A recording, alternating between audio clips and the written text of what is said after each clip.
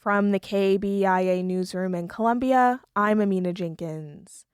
The Missouri legislature this week shot down a bill which would have required notifying voters if AI was used to make an election ad. KBIA's Nico Berlin has more on how voters might encounter election misinformation during the upcoming election season. For the 2026 midterms, Boone County Clerk Brianna Lennon's biggest concern with AI is its ability to amplify misinformation. She says AI chatbots have already threatened voters' trust in the last year. The AI bot has returned back that the election was over and said who the winner was. And this was days before the election actually happened.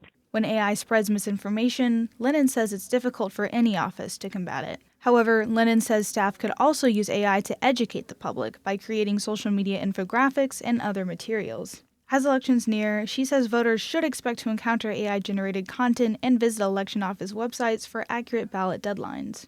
I'm Nico Berlin, KBIA News. Pornography sites will be required by state law to verify users are at least 18 years old under a bill approved Wednesday. The Missouri House voted 112 to 25 to pass the bill. Since the House took up the Senate amended bill without requesting changes, the legislation now goes to Governor Mike Kehoe. Businesses that publish or distribute online pornographic material would be barred from retaining any identifying information. The Environmental Protection Agency has awarded Missouri a $1.5 million grant to protect waterways from sewage overflows. KBIA's Jaden Bates-Bland has more on how the state will use the funding. Stormwater is particularly harmful to main waterways because it can introduce pollutants such as trash, chemicals, oil, and dirt, which can be hard to correct. Small and financially distressed communities can have a harder time finding the funds to fix and maintain damaged waterway infrastructure. Of the $1.5 million grant for Missouri, 25% must go towards these financially distressed communities to help their stormwater management.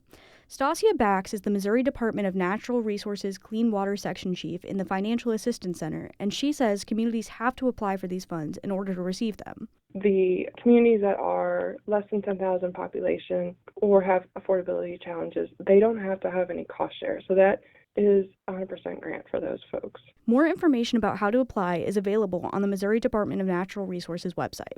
I'm Jaden Bates-Bland, KBIA News. Boone County Clerk Brianna Lennon says her office will not update voter rolls for Missouri's new congressional districts. The Missouri Independent reports Lennon is waiting until the Secretary of State decides whether a referendum challenge will appear on the ballot. Lennon says the uncertainty makes it unclear which district line should be used ahead of the August primary election.